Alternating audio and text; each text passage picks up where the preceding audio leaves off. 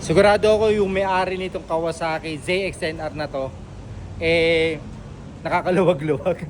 Kasi tignan nyo, yung 10R ka na, yung poging-pogi na yung motor mo, tapos hindi ka pa na-satisfy as mas pinapogi mo pa siya. Pakita ko sa inyo, ito sa harapan ko, pogi nito, pormadong-pormado. Ayan oh, nagpapa-maintenance si sir. So, bakit ka nasabing poging-pogi? Puro carbon po yan, yung nakikita nyo.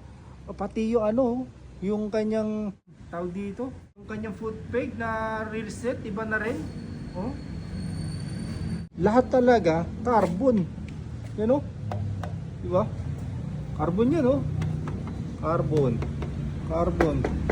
Carbon. Tapos iniba niya na yung color ng mags niya. So, ang ganda. Ganda na kinalabasan. Poging-pogi talaga oh. Ay, ang forma. Ay, talaga. Ganda. Ganda ng motor. Ganda ng motor mo, sir.